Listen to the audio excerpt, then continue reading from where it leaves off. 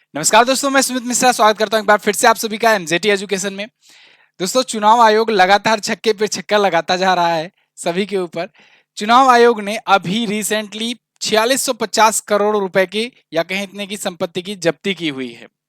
4650 करोड़ रुपए ये 1 मार्च से लेकर 13 अप्रैल के बीच के हैं। और वहीं अगर इस साल का टोटल देखा जाए तो इस साल टोटल 1 जनवरी से 13 अप्रैल तक, चुनाव अभी शुरू भी नहीं हुआ है, इससे पहले पहले 12,000 करोड़ रुपए तक की संपत्ति का जब्ती किया जा चुका है, पकड़ा जा चुका है केवल चुनाव आयोग के द्वारा।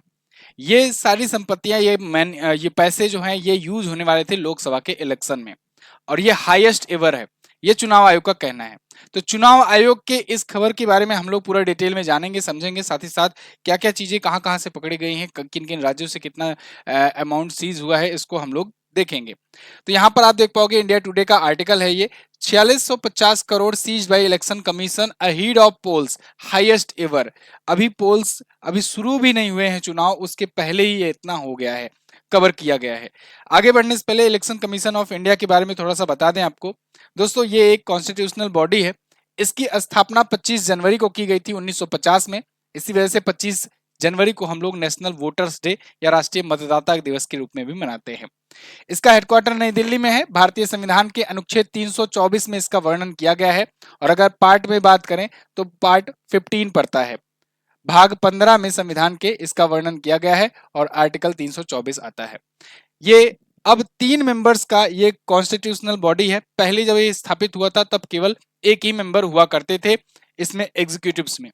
और 1993 में प्रॉपर तरीके से, 1993 के बाद से प्रॉपर तरीके से 3 मेंबर हो गए। हालांकि 1989 में एक बार शुरू किया गया था, लेकिन 90 में बंद कर दिया गया था। 1993 के बाद से ये 3 सदस्यीय हो गए, जिसमें एक मुख्य चुनाव आयुक्त होते हैं जो कि हैं राजीव कुमार, 2 इनके सहयोग के लिए इलेक्शन कमिश्नर होते हैं, वर्तमान में जो कि हैं ज्ञानेश कुमार और सुखबीर सिंह संधू जी। पिछले दिनों चुनाव आयोग विवादों में भी रहा था इसके सिलेक्शन कमेटी को लेकर के। चुनाव आयोग में नियुक्ति कमेटी की अगर बात करें तो यहाँ पर 3 सदस्यीय कमेटी होती है, समिति होती है, जो चयन करती है चुनाव आयोग के सदस्यों की या कहें अध्यक्ष की। दोस्तों, चुनाव आयोग की नियुक्ति कमेटी में 3 सदस्य होते थे। इसमें एक प्रधानमंत्री, एक विपक्ष के नेता और एक सुप्रीम कोर्ट के जज हुआ करते थे या चीफ जस्टिस हुआ करते थे।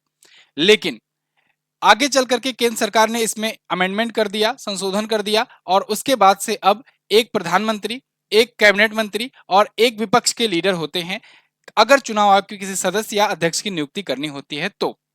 अब अभी रिसेंटली आपने देखा कि जब इन 2 सदस्यों की नियुक्ति हुई, अभी आपने देखा इससे पहले एक तो अरुण कुमार गोयल जी जो हैं ये इस्तीफा दे दिए।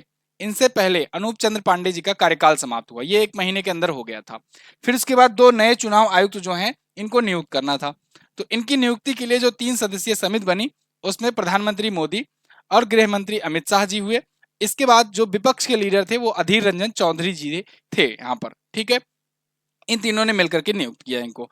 अच्छा, वो सब आगे की क्या चीजें हुई वो राजनीति की बात है।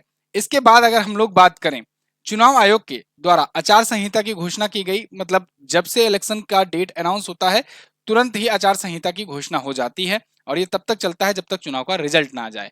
आचार संहिता क्या होता है इस पर मैंने एक डिटेल आपको वीडियो दी हुई है, इस वीडियो को आप लोग देख लीजिएगा, आपको अच्छे से समझ में आ जाएगा कि आचार संहिता के दौरान क्या क्या कर सकते हैं, क्या क्या नहीं कर सकते हैं।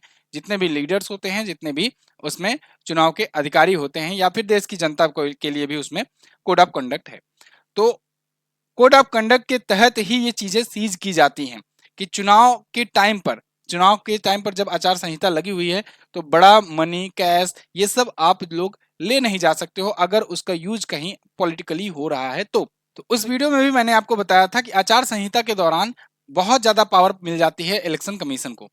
तो इलेक्शन कमीशन ऑफ इंडिया जो है काफी ज्यादा पावरफुल हो जाती है, और ये केंद्र सरकार की बहुत सारी जो जांच एजेंसियां हैं उनको भी उपयोग कर सकती है अपने पावर के लिए, समय समय पर जगह जगह पर चेकिंग वगैरह करवाने के लिए।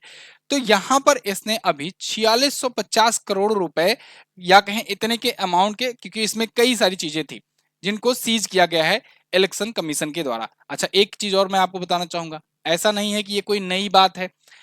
चुनाव में पैसे खर्च होते हैं, ये सब जग जाहिर है। कोई भी दुनिया का चुनाव हो, पैसे खर्च होते हैं, अलग अलग तरीके से खर्च होते हैं। जितना लोग दिखाते हैं उतना उससे तो बहुत ज्यादा खर्च होता है, ये तो सबको पता ही है।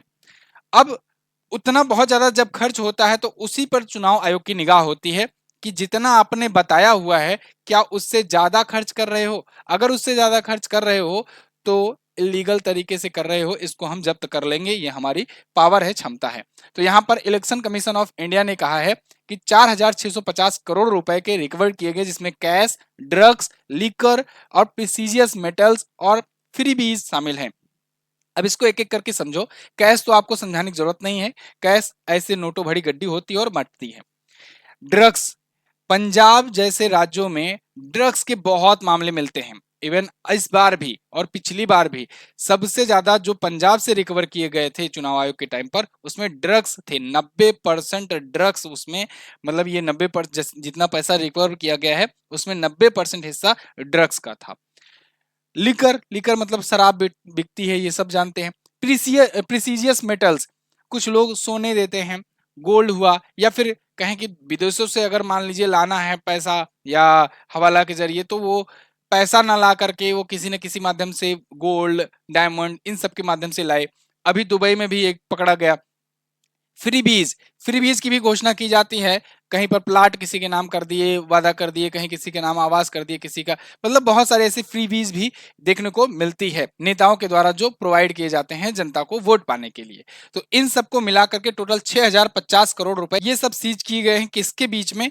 1 मार्च से 13 अप्रैल के बीचों बीच में। मतलब देखिए अभी चुनाव शुरू भी नहीं हुए हैं। अगर हम लोग 2019 के चुनाव की यहाँ पर तुलना करें तो पूरे के पूरे 2019 के इलेक्शन में, मतलब जब कोड ऑफ कंडक्ट लगा था तब से लेकर पूरा का पूरा चुनाव खत्म होने तक टोटल खर्च हुआ था, मतलब टोटल ऐसी मनी सीज की गई थी 3,475 करोड़ रुपए। उसमें 34% का उछाल देखने को मिला है। अभी चुनाव जब शुरू भी नहीं हुआ है तभी, तब जब चुनाव खत्म होगा तब तक कितने पकड़े जाएंगे अभी इसका तो कोई अंदाजा ही नहीं है। यहाँ पर हम लोग थोड़ा ग्राफ के माध्यम से यहाँ पर कंपैरिजन करेंगे कि कितने सीज किए गए थे इलेक्शन कमीशन के द्वारा वैल्यू, ठीक है ना। वैल्यू के अब उसमें कैश भी था शामिल था, इसके अलावा गोल्ड वगैरह भी शामिल था, ड्रग्स भी शामिल था, मतलब टोटल अमाउंट जो है कितने के सीज किए गए थे।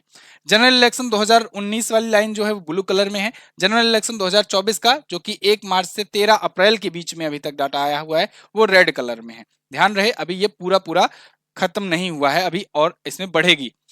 तो यहाँ पर कैश देखिए अभी तक 395.39 करोड़ का पकड़ा जा चुका है। 2019 में वही 844 करोड़ टोटल पकड़ा गया था।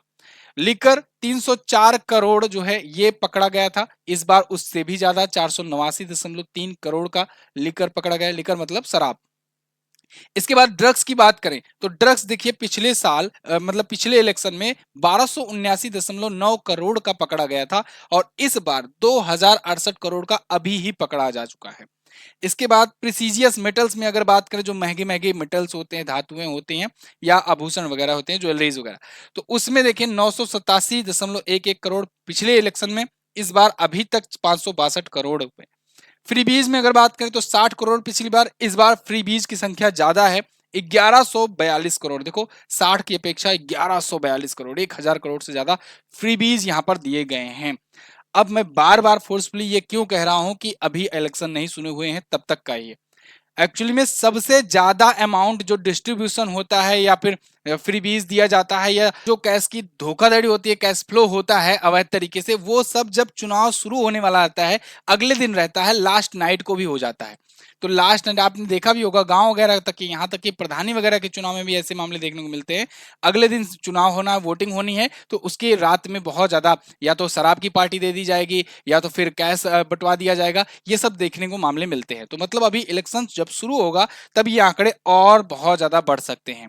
तो अभी ही 34% हाइक पर है, ये कहा है इलेक्शन कमिश्नर ऑफ इंडिया ने। राजीव कुमार जी हैं, ये चीफ इलेक्शन कमिश्नर है वर्तमान में। इन्होंने ये भी बताया हुआ है कि 123 ऐसे संसदीय निर्वाचन क्षेत्र हैं जो बहुत ज्यादा सेंसिटिव एरिया है, यहाँ पर बहुत कड़ी निगरानी रखने की जरूरत है क्योंकि यहाँ पर ऐसे मामले ज्यादा देखने को मिल सकते हैं और मिलते रहे हैं। तो इस पर इन संवेदनशील निर्वाचन क्षेत्रों के लिए 721 व्यय पर्यवेक्षकों को तैनात किया जाएगा, ये घोषणा की गई है। मतलब यहाँ 781 व्यय पर्यवेक्षक होंगे जो इन 123 संसदीय निर्वाचन क्षेत्रों की कड़ी निगरानी करेंगे। और यह भी कहा गया है कि 106 सरकारी कर्मचारियों के खिलाफ भी एक्शन लिया गया है। ये कर्मचारी अभियान में राजनेताओं की सहायता कर रहे थे, हेल्प कर रहे थे किसी न किसी डायरेक्ट या इनडायरेक्ट तरीके से। तो ये सरकारी कर्मचारी जो हैं 106, इन पर भी कड़ा एक्शन लिया जाएगा। इन्होंने बताया जनवरी और फरवरी में देश भर में कुल 7,502 करोड़ रुपए की नकदी, शराब, ड्रग्स, कीमती धातुएं और मुफ्त सामान जब्त किए गए और अभी तक 6 सप्ताह शेष रहते हुए अभी तक कुल जब्ती 12,000 करोड़ से ज्यादा की हो चुकी है, जनवरी से लेकर के अब तक की। अब इसमें राज्यवार भी अगर हम लोग देख लें कि किस राज्य में कितना ज्यादा जब्ती हुई है, तो राजस्थान में देखिएगा 778 करोड़ रुपए की सबसे ज्यादा संपत्ति यहां पर जब्त की गई है। गुजरात में 605 करोड़, तीसरे पर तमिलनाडु है 460 करोड़। इतनी जब्ती, ये टॉप 3 राज्य हैं, ठीक है ना, बाकी तो सभी राज्यों में जब्ती हुई है। इसके अलावा जब्त की गई वस्तुओं में ड्रग्स की कीमत सबसे अधिक गुजरात में पाई गई है। सबसे ज्यादा ड्रग्स की जो है तस्करी ये गुजरात में हुई है, 485 करोड़ जो जब्त किया गया है। मुफ्त चीजों में राजस्थान टॉप पर है, 553 करोड़, यहाँ पर मुफ्त चीजें फ्रीबीज बहुत बांटी गई हैं। पंजाब में कुल 311 करोड़ रुपए पकड़े गए हैं ना, इन 311 करोड़ में 90% की दवाएं शामिल थी, यानी कि ड्रग्स शामिल थी। 90% की, यहां पर ये ट्रांसलेट हुआ इसलिए दवाएं हो गया है, ड्रग्स रहेगा। तो 90%, ये 311 करोड़ में 90% जो पकड़ा गया है वो ड्रग का अमाउंट है। तो आप देख रहे हो पंजाब ड्रग्स के लिए ऐसे ही नहीं बदनाम है। राजीव कुमार जी ने यह भी कहा हुआ है कि strict compliance of civil aviation security rules को, देखो जो जो नागरिक उड्डयन मंत्रालय है, नागरिक उड्डयन मंत्रालय के द्वारा जो रूल्स बनाए जाते हैं उन रूल्स का स्ट्रिक्टली पालन किया जाएगा इस चुनाव के दौरान, आचार संहिता के दौरान। और इस दौरान इन्होंने ये भी कहा है कि सख्ती से जो नॉन शेड्यूल एयरक्राफ्ट्स हैं, जैसे हेलीकॉप्टर्स हो गया, किसी का प्राइवेट जेट हो गया, जो नॉन शेड्यूल्स हैं, ठीक है, नॉन शेड्यूल यही होते हैं कि जो पर्सनली लेके जाना चाहते हैं, जो शेड्यूल होता है तो उसमें यात्री जाते हैं, तो इनकी कड़ी चेकिंग की जाए, कड़ी निगरानी की जाए। इसके लिए इन्होंने income tax, airport authority, policy chief, border agencies और जीएसटी अथॉरिटीज, इन सब को ये बोले हुए हैं, निर्देश दिए हुए हैं, चुनाव आयोग के द्वारा निर्देश दिया गया है, जैसा कि मैंने शुरुआत में आपको बताया कि इस दौरान ये सेंट्रल एजेंसीज का उपयोग कर सकती है इलेक्शन कमीशन, ठीक है। तो ये निगरानी करने के लिए कहा गया है। तभी आपने अभी देखा होगा, रिसेंट न्यूज जरूर पढ़ा होगा कि राहुल गांधी जी का अभी हेलीकॉप्टर चेक किया जा रहा था, तो ये इसी इनके घोषणा के अनुसार चेक किया जा रहा था और ये न्यूज बनी थी। ओके, तो इस मुद्दे पर आपकी क्या राय है, आप लोग कमेंट करके जरूर बताइएगा। वीडियो को एंड करने से पहले मेरा आपसे एक क्वेश्चन है, आप बताइए भारत के पहले चुनाव आयुक्त कौन थे। देखो, पहले मुख्य चुनाव आयुक्त तो होते नहीं थे, केवल एक ही चुनाव आयुक्त होते थे। 1993 के बाद से एक मुख्य चुनाव आयुक्त और 2 चुनाव आयुक्त होने लगे। तो इसीलिए भारत के पहले चुनाव आयुक्त कौन थे, या कहें भारत के पहले मुख्य चुनाव आयुक्त कौन थे, बात एक ही हुई। आप बताइएगा कमेंट करके इनमें से कौन है। जिनका सही आंसर होगा उनको मैं दे दूंगा हर्ट, बाकी लोग भी समझ लेना कि उन्हीं का आंसर सही है। और बाकी हमारी ऐसी सीरीज पर और भी वीडियोज आ रही हैं, इनको भी आप प्लेलिस्ट में जाकर के देख सकते हो। मैं यहाँ पर रिकमेंड करूंगा आपको ये वीडियो का, वर्ल्ड वार 3 का, ये समझ लीजिए जो ईरान और इजराइल के बीच में युद्ध चल रहा है, इसमें कौन कितना ताकतवर है, इसको लेकर के मैंने कंपैरिजन किया है, इसको भी आप देख सकते हैं। इसके अलावा आचार संहिता क्या होती है, इसको भी देखिएगा, और इलेक्टोरल बॉन्ड स्कैम वाली भी वीडियो देखना मत भूलना। बहुत बहुत धन्यवाद, मिलेंगे अगली क्लास में, अगली वीडियो में, तब तक के लिए नमस्कार, जय हिंद, वंदे मातरम।